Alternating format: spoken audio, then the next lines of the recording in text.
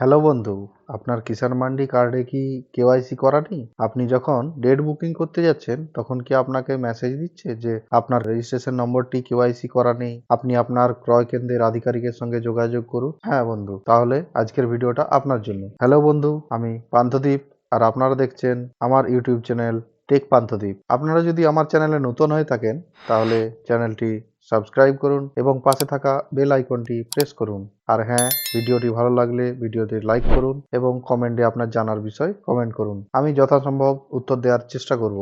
তো আসুন আজকের ভিডিওটি শুরু করা যাক। সবার প্রথমেই আপনি আপনার মোবাইল বা কম্পিউটার থেকে যে কোনো একটি ব্রাউজার খুলুন। ব্রাউজারে গিয়ে লিখুন পেডি প্রকিউরমেন্ট লিখে সার্চ করুন। তো প্রথমে সার্চ করলেই যে ওয়েবসাইটটি আসবে procurement.wbfood.in, এই সাইটটিতে ক্লিক করুন। এখানে দেখুন ফার্মার স্পেশাল সার্ভিস লিঙ্ক বলে যে লিঙ্কটা আছে, সেখানে প্রথমে দেওয়া আছে লোকেট ইওর পারচেজ সেন্টার, মানে আপনার যে এলাকায় যে সেন্টারগুলি হয়েছে পারচেজ ধান কেনার, সেই সেন্টারগুলো আপনি এখান থেকে দেখতে পারবেন। তারপর ফার্মার সেলফ রেজিস্ট্রেশন মানে নতুন চাষি রেজিস্ট্রেশন, ফার্মার সেলফ শিডিউলিং মানে ডেট বুক করা, তারপর হচ্ছে ফার্মার আপডেট মোবাইল আধার নাম্বার মানে আধার নাম্বার ও মোবাইল নাম্বার আপডেট করা, রেজিস্টার সার্টিফিকেট ডাউনলোড মানে সার্টিফিকেট ডাউনলোড করা, ফার্মার পেমেন্ট স্ট্যাটাস মানে ধান দেওয়া হয়ে গেলে তার পেমেন্ট হচ্ছে কিনা সেটা স্ট্যাটাস চেক করা। এই সমস্ত অপশনগুলো এইখানে লিঙ্কের মাধ্যমে দেওয়া আছে। তো সবার প্রথমেই আমি একজন কৃষকের ধান বিক্রি করার জন্য তার রেজিস্ট্রেশন নাম্বারটি দিলাম। রেজিস্ট্রেশন নাম্বারটি দেওয়ার পর ক্যাপচাতে যেটা আছে সেটা লিখবো, ক্যাপচা লিখে সাবমিট করলাম। লেখা উঠে গেল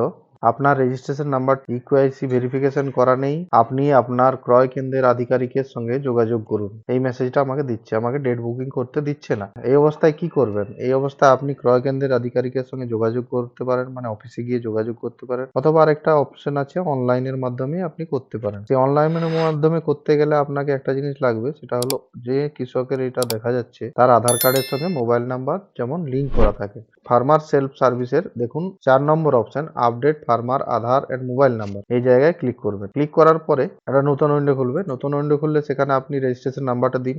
রেজিস্ট্রেশন নাম্বার দিয়ে তার নিচে দেখুন ক্যাপচা কোডটা বসান, যেমন আছে বড় হাতে ছোট হাতে যেভাবে আছে সেভাবে বসান। এটাকে সার্চ করুন। সার্চ করলে দেখুন farmer mobile and Aadhaar number আপডেটের একটা ছোট উইন্ডো খুলবে। এখানে মোবাইল নাম্বার আপডেট, নিচে আধার নাম্বার আপডেট চলে আসবে।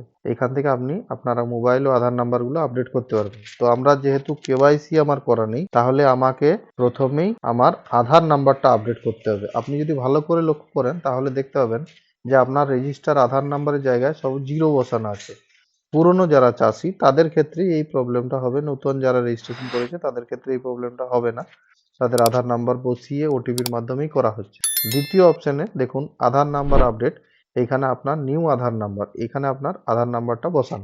আধার নাম্বারটা আপনি বসিয়ে ঠিকঠাকভাবে বসান। দেখে আধার নাম্বারটা বসানোর পর গেট ওটিপি ক্লিক করুন। গেট ওটিপি ক্লিক করার সাথে সাথেই কৃষকের আধার কার্ডের সঙ্গে যে মোবাইল নাম্বার লিঙ্ক করা আছে সেই মোবাইলে এসএমএস চলে যাবে, আধার কার্ডের এসএমএস, যেটা হবে 6 সংখ্যার এসএমএস। সেই 6 সংখ্যার এসএমএসটা আপনার মোবাইলে গেলেই আপনি সঙ্গে সঙ্গে এইখানে পান। ওটিপি নাম্বারটা বসিয়ে ভ্যালিডেট করুন। দেখুন ওয়েট হওয়ার পর অটোমেটিক নেম এজ পার আধার ডিটেলস বসে গেল। তারপর নিচে দেখুন আপডেট আধার ডিটেলস বলে অপশন আছে, রিফ্রেশ করুন আপডেট আধার। সঙ্গে সঙ্গে একটা মেসেজ দিয়ে দিল আধার আপডেট সাকসেসফুলি, মানে আপনার আধার কার্ডটা আপডেট হয়ে গেছে। এরপর আপনি হয়তো আবার আপনার মোবাইল নাম্বারটাও আপডেট করতে চাইছেন, আবার ওইখানে ঢুকুন। ওখানে ঢুকে রেজিস্ট্রেশন নাম্বারটা দিন, আপনার রেজিস্ট্রেশন নাম্বারটা দিয়ে ক্যাপচাটা দিন, ক্যাপচা দিয়ে সার্চ করুন। এরপর দেখুন আধার নাম্বার যেখানে 00 বসিয়েছিল সেগুলো কিন্তু চেঞ্জ হয়ে গেছে। এরপর মোবাইল নাম্বার যেহেতু আপডেট করবো, তাহলে প্রথমে আধার ওটিপি, প্রথম অপশনে আধার ওটিপিটা নেবো, তার পাশে আধার ওটিপিটা যেটা আসবে ওটিপিটা বসানোর পরে ভ্যালিডেট করবো। ভ্যালিডেট ক্লিক করার সাথে সাথে দেখুন নেম এজ পার আধার চলে আসলো, তার পাশে নিউ মোবাইল নাম্বার, মানে আমি যদি সেই মোবাইল নাম্বারটা চেঞ্জ করে নতুন মোবাইল নাম্বার দিতে চাই তাও চলবে।